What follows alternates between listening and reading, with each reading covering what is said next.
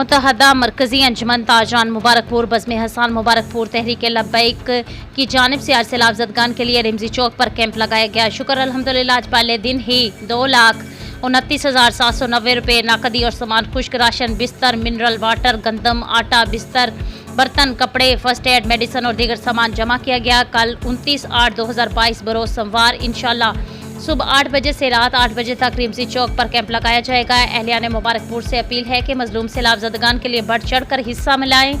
नीयत साफ और इरादे पुख्ता हों तो इंसान वो सब कुछ पा लेता है जो वो सोचता है।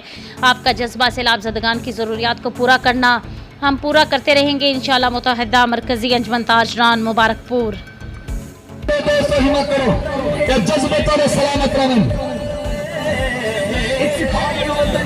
माथे पे इस नाम का ताज सजाना गए।